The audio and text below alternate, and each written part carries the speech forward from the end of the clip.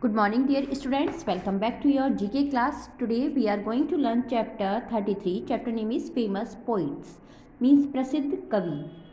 Now let's start the chapter. Poetry is simply the most beautiful, impressive, and widely effective mode of saying things, and hence its importance. Poetry means Kavita.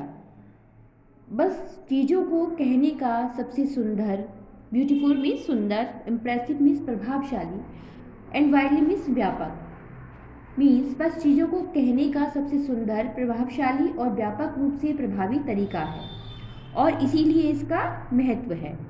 There are some famous poets who made their poems immortal by their writings. यहाँ पर कुछ प्रसिद्ध कवि हैं जिन्होंने अपनी रचनाओं से, अपनी कविताओं से उनको अमर बनाया अपने लेखन से. Identify this poets with the help of the treasure hints. यहाँ पर कुछ फेमस पोइट्स की पिक्चर दी गई है, उनके बारे में डिस्क्राइब किया गया है. आपको आइडेंटिफाई करना है ट्रेजर हिंट्स के द्वारा उस पोइट की नेम को और लिखना है. Now let's start with the first one. She is an American poet who rose to critical acclaim with her work I know why the caged bird sing. वह एक अमेरिकी कवि है जो अपने काम I know why the caged bird sings के साथ आलोचकों ने उनकी प्रशंसा की थी. She has published numerous autobiographies, essays and poems mainly focusing on race and identity. उन्होंने मुख्य रूप से नस्ल और पहचान पर ध्यान केंद्रित करते हुए कई आत्मकथाएं, निबंध और कविताएं लिखी और उनको प्रकाशित किया. She has received many awards and litany of honorary degrees from across the world for an outstanding contribution to politician ideas and standpoints through her work. उन्होंने अपने कार्यों के माध्यम से राजनीतिक विचारों और दृष्टिकोणों के लिए उत्कृष्ट कार्य किया, अपना योगदान दिया और दुनिया भर से कई पुरस्कारों को, कई प्राइजेस को जीता और मानक उपाधि भी प्राप्त की.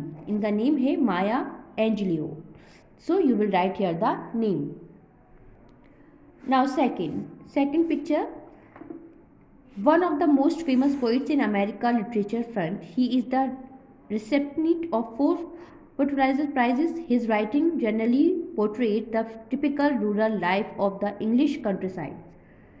अमेरिका के साहित्य के मोर्चे के सबसे प्रसिद्ध कवियों में से यह एक हैं जिन्हें 4 पुलित्जर पुरस्कारों के साथ ये प्राप्त करता है, उनको मिले थे. उनके लेखन में आमतौर पर अंग्रेजी ग्रामीण इलाकों के विशिष्ट जो ग्रामीण जीवन को चित्रित किया गया.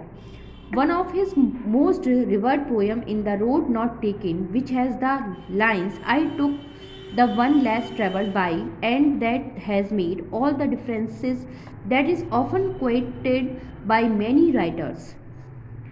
जो उनका एक सबसे प्रसिद्ध, ये कहें सबसे अधिक जो सम्मानित कविताओं में से एक रोड नॉट टेकन है, उसकी कुछ पंक्तियां हैं. उसका मीन है मैंने ले ली एक कम यात्रा और इसे सभी अंतर बना दिया, जो अक्सर कई लेखकों के द्वारा उसको अपनी राइटिंग में क्वेटेड किया गया, मीन्स उद्धृत किया गया था. इनका name Robert Frost. So you will write here the name.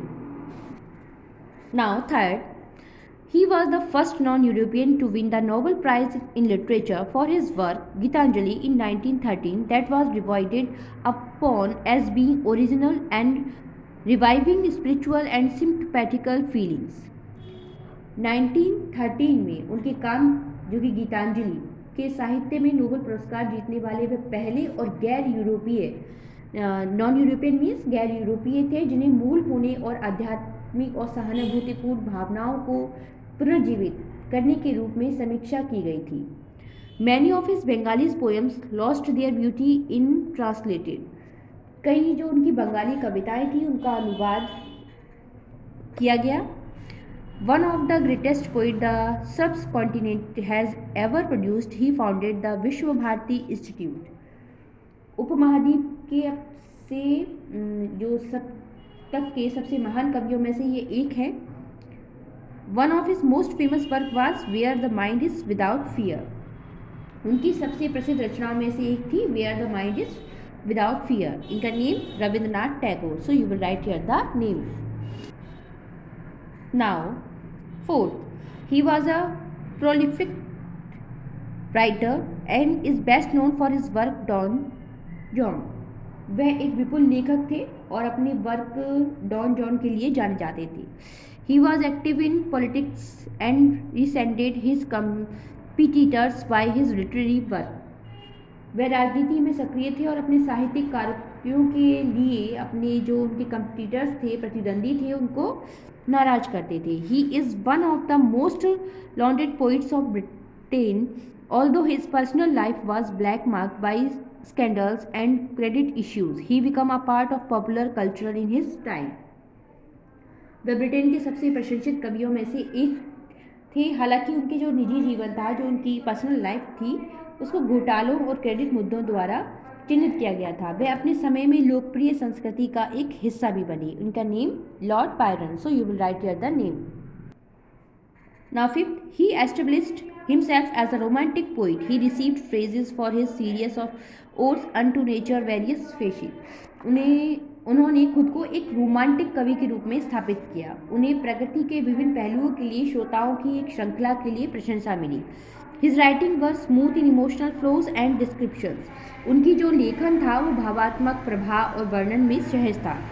Unfortunately, only about 6 years into his passion, his health deteriorated on account of tuberculosis, and he bid farewell to the world of 23 February 1821 at a young age of 25. और जो दुर्भाग्य से उनके जो जुनून था writing का, वो केवल 6 साल तक ही रहा. उनका जो स्वास्थ्य था वो ट्यूबरिकुलोसिस मीन्स तपेदिक जो रोग होता है उसके कारण खराब हो गया और उन्होंने 23 फरवरी 1821 को 25 साल की उम्र में दुनिया को अलविदा कह दिया. और to the nightingale and to autumn were some of his best work. और to the nightingale and to autumn उनका सबसे अच्छे कार्यों में से हैं. इनका name John Keats. So you will write here the name.